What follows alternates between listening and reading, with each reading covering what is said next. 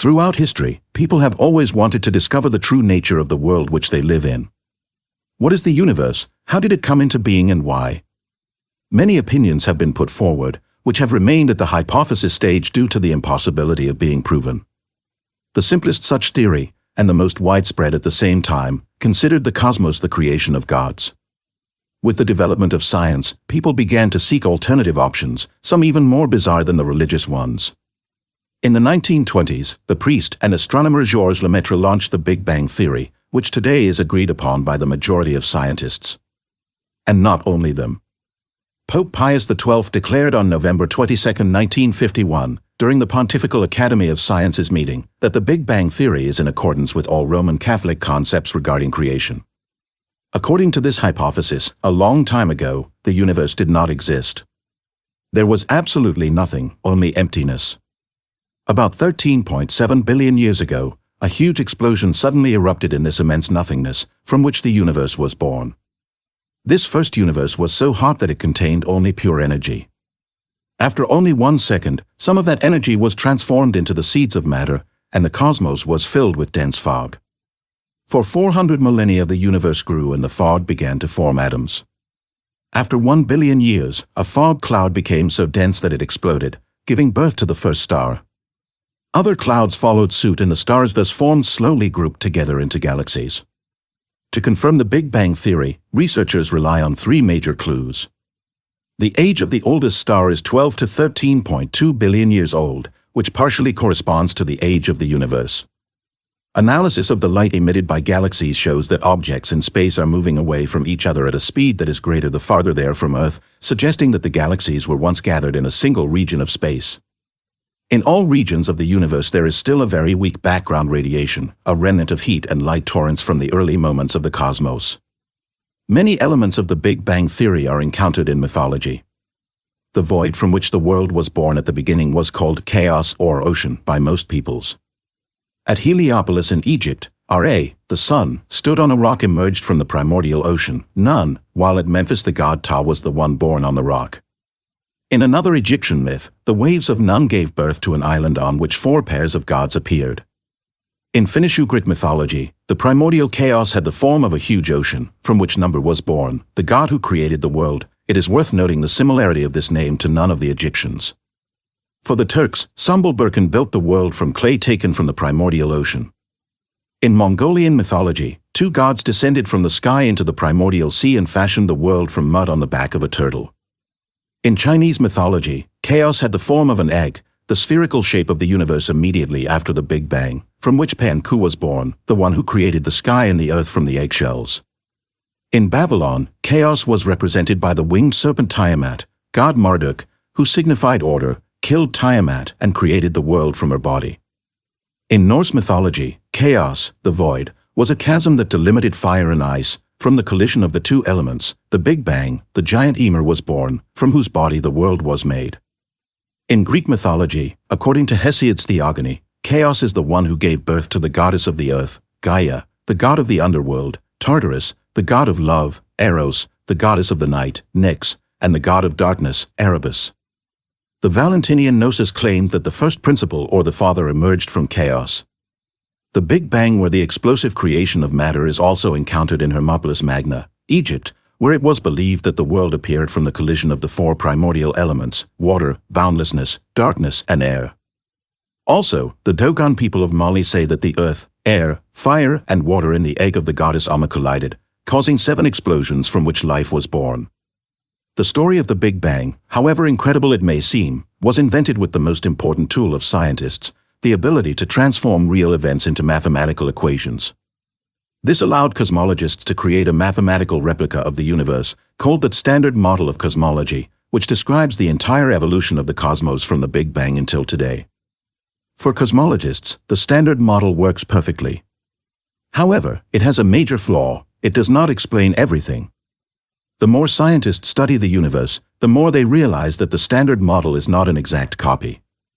Despite all its complex mathematics, the Standard Model incorporates a series of theories that were proposed to explain observations that do not make sense, incomplete or unproven theories, without which the story of the Big Bang remains just a bedtime story for adults. The Big Bang Theory states that the universe was created through an explosion. However, an explosion would produce a disordered universe, with areas that would have large temperature differences between them, and the cosmos is not like that at all. In all directions, the temperature seems to be the same. The temperature problem has caused problems for the Standard Model, seriously shaking the hypothesis of the Big Bang. Fortunately for cosmologists, a scientist apparently solved this problem. In 1980, Alan Guth, a professor of particle physics, proposed the theory of inflation, which suggests that the primordial universe began to expand slowly, allowing the temperature to become uniform. Then, in a fraction of a second, it expanded suddenly, leaving everything perfectly smooth and uniform. Although Guth's theory solves the temperature problem, it cannot explain what caused the inflation. If it did occur, it would have required more energy than we could imagine. Therefore, it seems that the inflation occurred miraculously and stopped just before destroying the universe. Avoiding this aspect, the theory of inflation seems to fit perfectly into the Standard Model. The new version of Genesis begins with the Big Bang, then in a fraction of a second the inflation contracted the universe by a quadrillion times. When the temperature cools down, blocks of matter form and gravity begins to take effect. However, at this point, the Standard Model runs into another problem. Galaxies seem to rotate much too quickly. According to Newton's law of gravity, stars on the edge of a galaxy should move much slower than those near the center. This is clearly observed in our solar system. The farther planets are from the Sun, the slower they move. The speeds of the planets produce a line called the rotation curve. Galaxies should produce the same curve, but they do not. Surprisingly, when the speeds of stars on the outskirts of galaxies are measured, it is observed that they move just as fast as those near the center. In this case, the rotation curve is not a curve, but a straight line. This should lead to a universal catastrophe, with galaxies breaking apart at such enormous rotational speeds. But because this does not happen, it means there is more gravity. To have more gravity, more matter than that existing in the universe is necessary. As cosmologists have not found the necessary matter, they have invented it. Thus, the dark matter was born, a purely theoretical concept that solved the problem of rotation curves.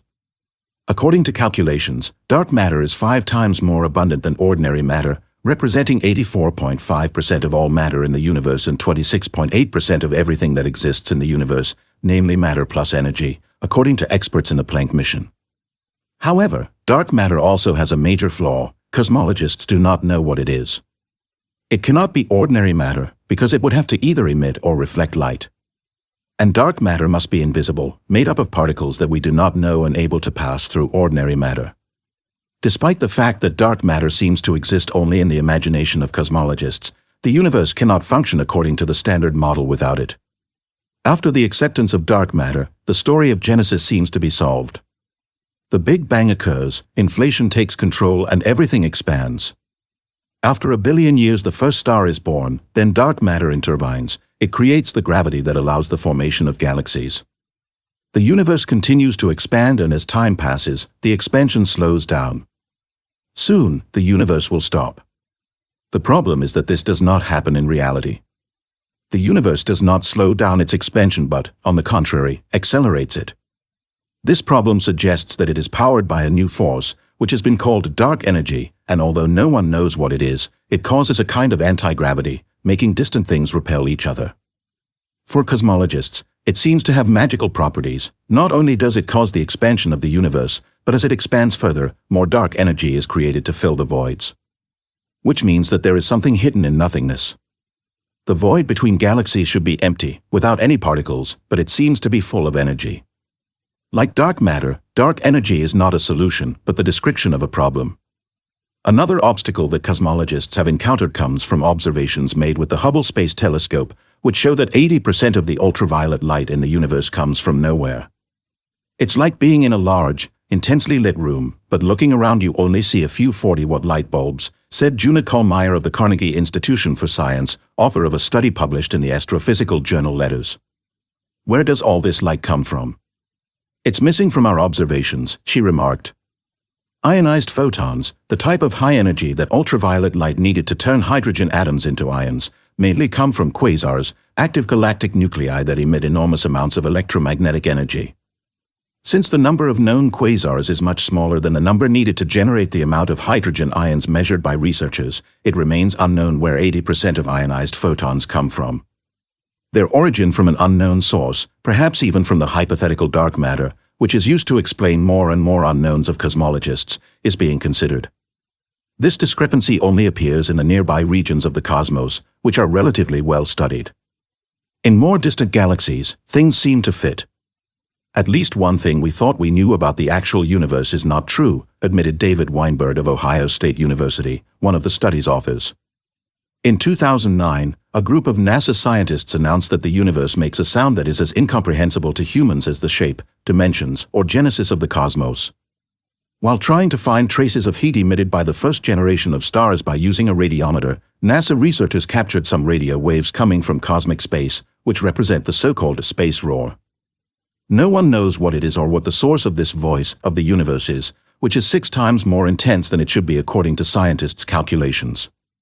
Which once again proves that we, humans, have no idea what world we live in.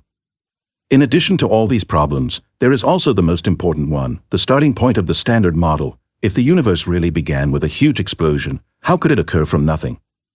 Cosmologists have come up again with a solution.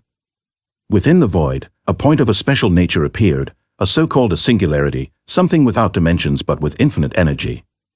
For unknown reasons, that magical point emerged from the state of singularity and manifested its immense energy through a colossal explosion, which continues to this day. Immediately after that explosion or Big Bang, the universe was enclosed in a subnuclear-sized sphere, the cosmic egg from which the world emerged, present in the myths of many peoples, only 10 to 33 centimeters in diameter. And from that moment on, the universe has been expanding at an increasing speed, due to dark energy. If we accept the idea that the material universe was born from the explosion of that dimensionless point with infinite energy in the void at the beginning, one question arises: what made it come out of the state of singularity? The answer is simple: a vibration. In the beginning was the Word, says the New Testament, a sentence known to many but understood by very few. What word was in the beginning? How was that word? Spoken. Thought. Written. Was it really a word or something else? How is it possible for a word to give birth to the universe? If we replace word with the vibration it represents, the biblical idea makes sense. The primordial vibration, which gave birth to the first atoms about 13.7 billion years ago, which divided and expanded, resulting in the universe known today, created the explosion mentioned in the legends of the world, the Big Bang of the scientists. The Bambara tribe from Mali believes that the universe emerged from Yo, the root sound that could not be heard, the same vibration mentioned in the Bible. The Mayans believed that the world emerged from darkness after 2 serpent gods, Tepu and Gokimats, shouted earth. Again, the creator vibration is represented by the word. In an Egyptian myth, the god Ammonius brought himself to life thinking about himself, then making the egg from which he emerged. Also in Egypt, at Memphis, the god Ta created the world from his head and his tongue, thinking it and speaking it. Here, the creator vibration is represented by a thought or spoken word. If indeed a vibration created the world, what created that vibration? What gave birth out of nothing to that dimensionless point that triggered the Big Bang? What caused the inflation that allowed temperature to even out after the explosion? What causes that surplus of gravity, if dark matter exists only in the imagination of cosmologists? What is that energy that makes the universe continue to accelerate its expansion? Perhaps the correct question would be who, not what. Our ancestors attributed the creation of the world to superior beings, the gods. Ra, Ammonius, Thoth or Ta in Egypt, Panku in China, Izanagi and Izanami in Japan, Servan in Persia, Ahura Mazda in Zoroastrianism, Marduk in Babylon, Anu in Akkad, and in Sumer, Odin, Vili, and Ve in Scandinavia, Sambal in Turkey, Osirvani and Sagan Sukriti in Mongolia, the 5 gods in Tibet, Chaos in Greece, the devil in Bogomailism, Viracocha for the Incas, 3 serpent gods and 3 celestial gods for the Mayans, the 4 gods Tezcatlipoca for the Aztecs, Nzame for the Fang tribes in Africa, the goddess Amma for the Dogon people in Mali, Enkai for the Maasai in East Africa, Tangaroa for the tribes in Oceania, and so on. The same goes for current religions. God made the world in the Christian vision, Allah in Islam, Elohim in Judaism, Brahma in Hinduism, and so on. But what do scientists think?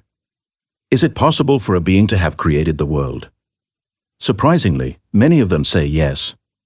After extensive research, especially in the last 60 years, most tend to lean towards a universe created by an intelligent entity.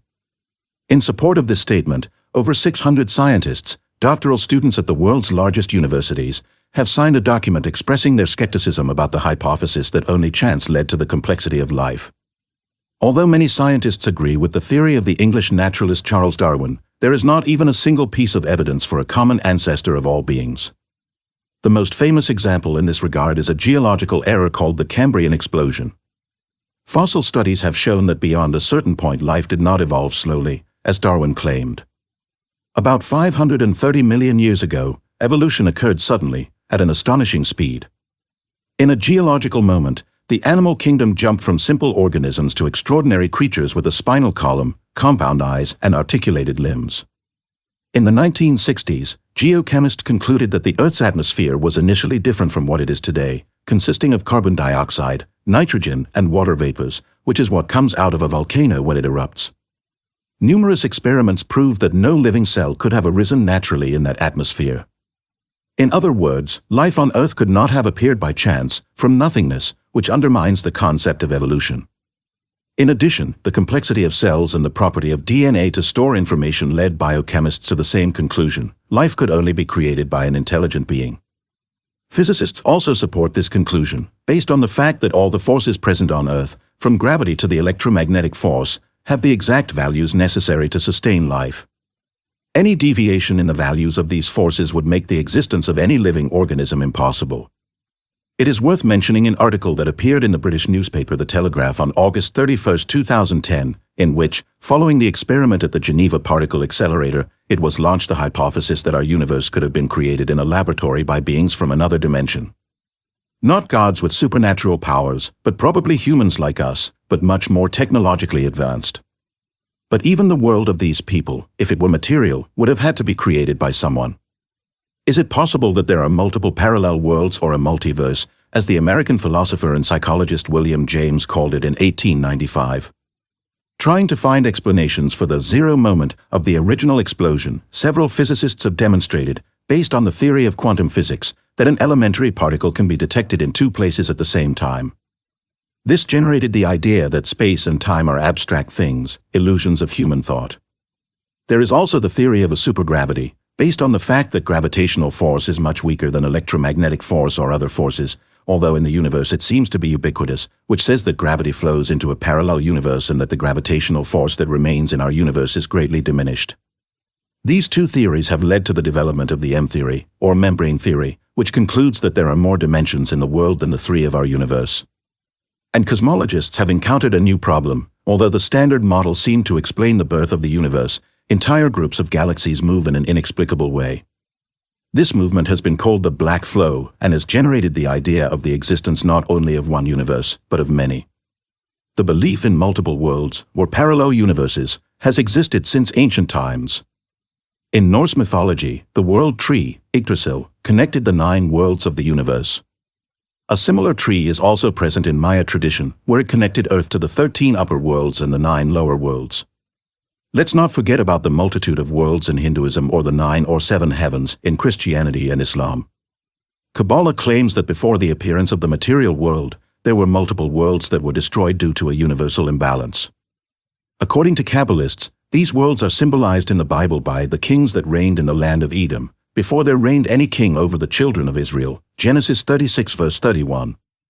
To rebalance the universe, the physical world, Asiya, was created, which allows the other 3 spiritual worlds, Atzilut, the world of emanations, Bariah, the world of souls, and Yetzirah, the world of angels, to exist without the danger of being destroyed. The destruction of the first world and the creation of another one also existed among the Incas, where it was believed that the god Viracocha made a world without the sun, moon, and stars, immaterial, which he later destroyed and reconstructed. In China, it was believed that 3 gods, Fuxi, Nuwa, and Shan recreated the world, which was in a state of total disorder after the death of the first human, Pan Ku. Among the Aztecs, the 4 gods Tezcatlipoca had to build the world several times because, after each attempt, the female crocodile Cipacli would eat or destroy everything they had done. In India, At the end of each cosmic cycle that lasts 2,160,000,000 years, the god Shiva destroys the universe and Brahma rebuilds it, thus giving birth to a new cycle. According to the collection of the Six Voices, one of the books of Kandlauer, which gathers the sacred texts of the ancient lamas, there are 6 different heavens that are not accessible to all deities, all domains being divided into 28 domiciles. If there really are multiple parallel material universes, like ours, then they too had a beginning. If there are immaterial worlds, as religions of the world have claimed from ancient times, the inhabitants of these worlds could be responsible for the appearance of the material world or worlds. Jewish Kabbalah offers us a version of this problem. At the beginning there was an immaterial world in which the first being was born, called Adam Kadmon, an ethereal entity, part of the energy that governs the entire universe, which religious people call God. Light and energy emanating from Adam Kadmon formed vessels, called kalim in Hebrew, that were meant to support the overwhelmingly powerful divine emanations. However, these vessels were destroyed, causing chaos and a rupture in the universe, which split into 2 worlds, the material one and the spiritual one. Adam Kadmon himself was divided into a multitude of souls, which contain the same divine energy as the primordial being, casted into the other world, the material universe. Thus, we again encounter the idea of the explosion that created the physical universe, as well as that of the sacrifice of the primordial being, found in many cultures around the world. For example, in Aztec mythology, the 4 gods Tezcatlipoca split open the female crocodile Cipacli, and from her body emerged the world, the god of rain and the first humans. The supreme god of Babylon, Marduk, created the world from the body of the goddess Tiamat. The Scandinavians believed that the gods Odin, Vili, and Ve killed the giant Ymir, the first being, and then used his corpse to make the universe. In Brahmanism it is believed that the gods killed the giant Purusha to create the world. Polynesian tribes believed that Tu, the god of war, wanted to kill his parents to bring light and life into the world. Also, the Dogon goddess Amma scattered pieces of one of her sons, Namo, throughout the world to restore order. Exactly the idea of cosmic disorder mentioned in Kabbalah, Chinese mythology, and many others. Is it possible for immaterial worlds and beings to exist? We have seen that gods/angels/demons/spirits/extraterrestrials are such entities. Furthermore, we can confirm this by looking at ourselves.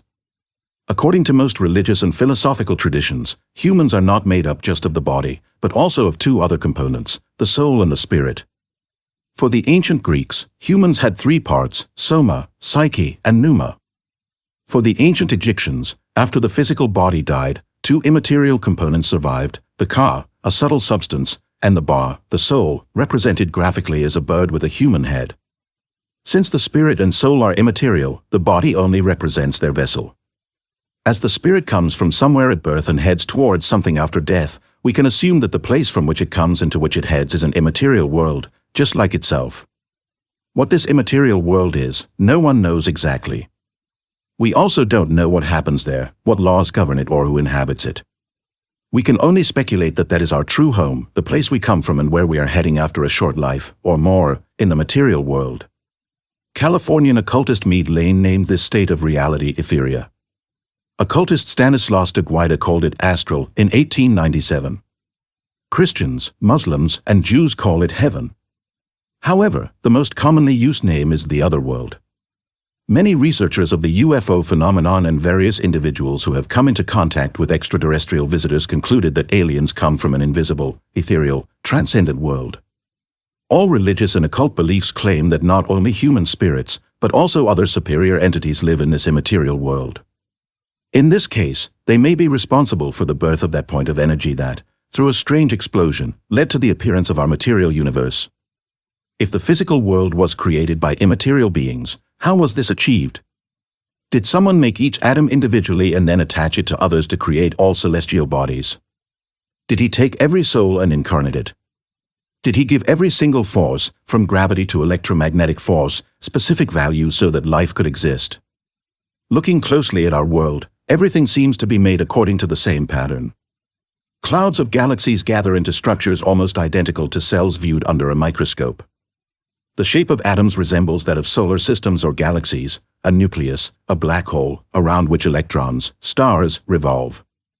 Ernest Rutherford, a Nobel laureate, even stated in 1911 at Cambridge, most of the mass of an atom is concentrated in the center, in a heavy nucleus, which is surrounded by the orbits of electrons, which resemble those of planets around the sun. Everything seems to be made according to a pattern and, given the immensity of the universe and the bodies within it, it seems impossible for one or more entities to have manually created everything. The most logical possibility is the one that suggests that the material world was created and is still governed by a kind of program of a supercomputer. Only such a program could automatically achieve absolutely everything in the universe based on parameters set by programmers. But what if the world was not created by a supercomputer program, but is actually such a program, similar to the one described in the Matrix movie series? What if our reality is virtual? Since ancient times, many thinkers from around the world, both European and Asian, have concluded that reality is just an illusion. For example, René Descartes, 1596 to 1650, and David Hume, 1711 to 1776, questioned whether our world is real or simulated.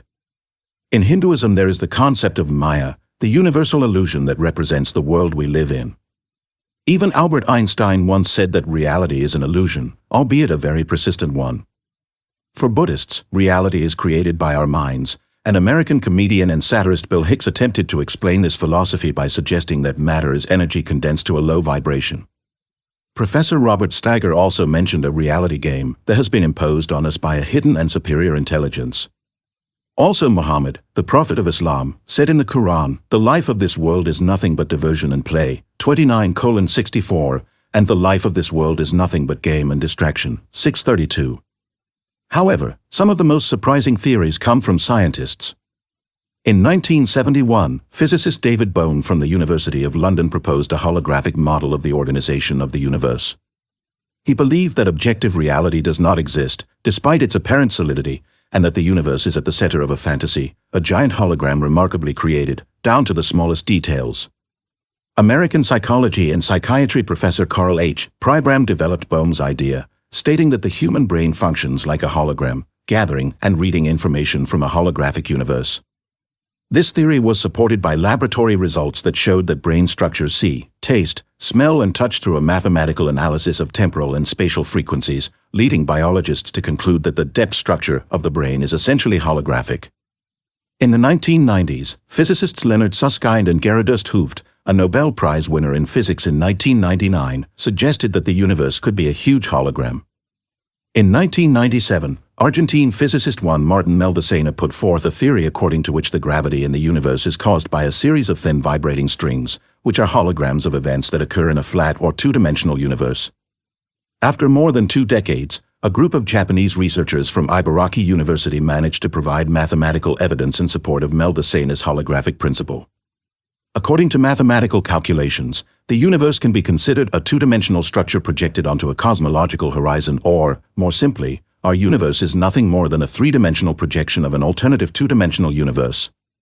In other words, the material universe is only a hologram projected by an immaterial universe. This brings to mind the "on earth as it is in heaven" from the Christian prayer Our Father, the first universal law in Hermes Trismegistus' Emerald Tablet, which states "as above, so below," or Egypt as a reflection of the sky, a concept also found in Hermeticism.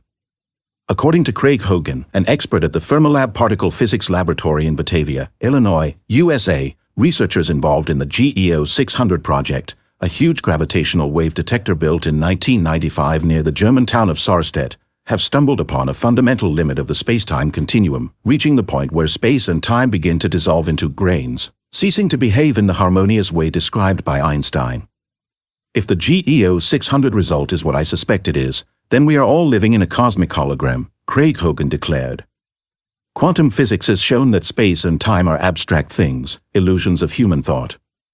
Nick Bostrom, a philosophy professor at the University of Oxford and director of the Institute for Humanity, claims that we live in a computer simulation, with scientists capable of producing simulations of the universe at a very small level. People need to realize that they are part of the simulated minds and that nothing that seems to be is real, he stated. Also, during a conference in Metz, France, in 1977, American writer Philip K. Dick astonished his audience by stating that we live in a reality programmed by a computer. The material universe created by immaterial entities, being just a vast hologram or a big illusion. It is not an easily digestible hypothesis, yet great thinkers of all time have considered this option, which modern science seems to confirm. The hypothesis of the material universe as a computer program, similar to that presented in the Matrix, does have logic. And it is indeed supported by the philosophical and religious ideas of all times. Here are some arguments in favor of this version. We are aware that all matter is created from identical atoms, yet we cannot understand how a human being is made of the same atoms as a stone, for example, as flesh and stone are very different. The human mind cannot comprehend this, but if we compare atoms to bits, everything makes sense. A computer can create different sounds and images, even though everything is made up of bits. A supercomputer created by beings much superior to us could create diverse matter using atoms instead of bits or, more precisely, that hologram referred to by modern physicists. If the material world is just a program, then it explains how certain people manage to overcome pain, which is only programmed in our minds, or gravity, through levitation. Similarly, the teleportation of objects or people can be explained by the similarity with computerized cut and paste operations. This hypothesis would also explain destiny, which is said to guide all our actions. If we live in a kind of supercomputer program, then destiny is just a computerized programming of each of our actions. Or, more precisely, a scenario implemented for each individual being. In religions, this scenario was usually made by the gods, mortals being unable to not follow it. For the ancient Greeks, the three Moirai, Clotho, Lachesis, and Atropos, daughters of the gods Zeus and Themis, controlled destinies. In certain cultures, such as the Mesopotamian ones, sorcerers had the power to modify the scenario, succeeding through magic in changing people's destinies, which is why they were feared even by the gods. The Akasha of the Indians, adopted by occultists, would also find its place here, being a kind of universal database that contains all events that have ever happened, every thought, word and deed, as well as those yet to come. In Jewish folklore, Akasha is the book of life, in which some angels record all the deeds of mortals. In Christianity, God will use the book of life to judge each soul individually during the Last Judgment. In Islamic belief, there is the Awlal Mahfud or the Preserved Tablet, a holy tablet that retains memories of all events that have happened or are yet to come.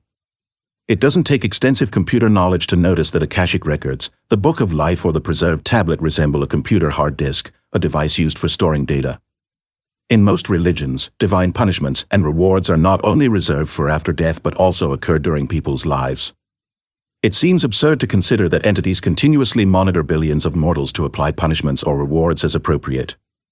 In Eastern religions such as Hinduism, Buddhism, or Jainism, there is karma, a philosophical religious concept that weighs all physical and spiritual actions, decisions, and deeds, determining a mandatory positive or negative consequence for each.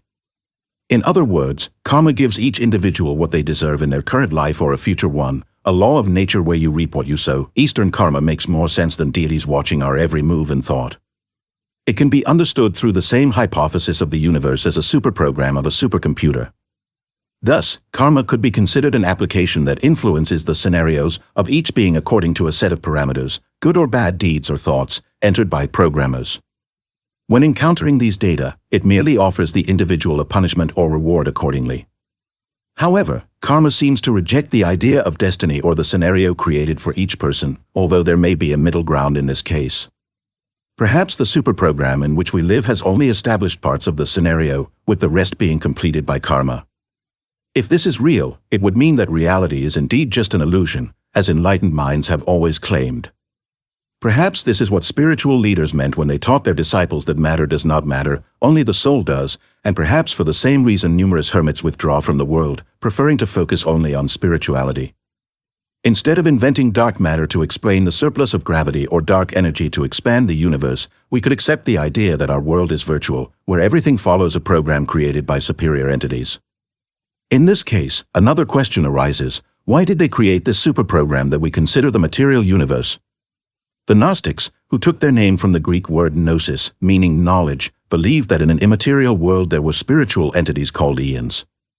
One of them, Sophia, sinned and was thrown into a world full of darkness and emptiness, the initial void. Her desires were the substance of the matter from which the world was formed. From her tears, a liquid nature was formed. From her smile, everything is shining. And from her anger and amazement, all the corporeal elements of the world were made, wrote Irenaeus, the bishop of Lyon, in Against Heresies, Adversus Hereses, in the 2nd century. The Gospel of Philip supports the same idea: the universe came into existence because of a mistake.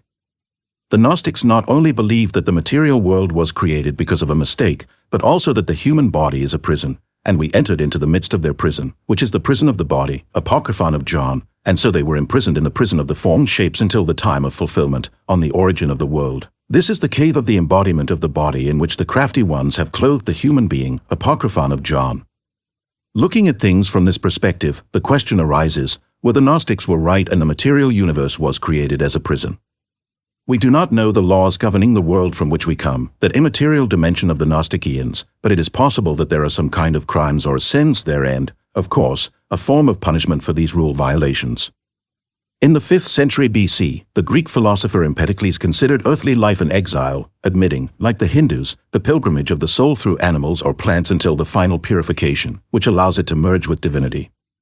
For philosopher Plato, the embodiment of the soul constituted a punishment for sins committed, with the ultimate goal of the soul being the return to the happy world of ideas, truth, goodness, and beauty. Let us not forget the Gnostics who considered matter to be malefic and the human body as just a prison for the spirit. Looking at our solar system, it does look like a prison. It is surrounded first by the Kuiper belt, a belt of primordial matter that extends far beyond the solar system, reaching up to about 30 to 50 astronomical units away from the Sun. 1 astronomical unit is equal to almost 150 million kilometers. Beyond planet Pluto, which is in the Kuiper belt, lies the Oort cloud, a field of planetary remnants that, as a result of collisions, give rise to meteorites, asteroids, and comets.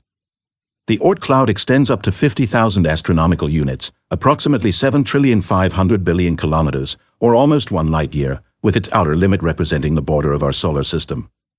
In addition to the Kuiper belt and the Oort cloud, there is also the heliosphere, an outer layer made up of high-energy particles, a kind of magnetic protective bubble.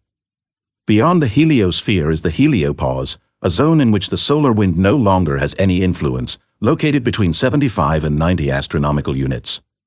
Researchers were amazed when they observed that the heliosphere did not behave as it was supposed to, analyzing data sent in 2012 by NASA's Interstellar Boundary Explorer, IBEX, satellite.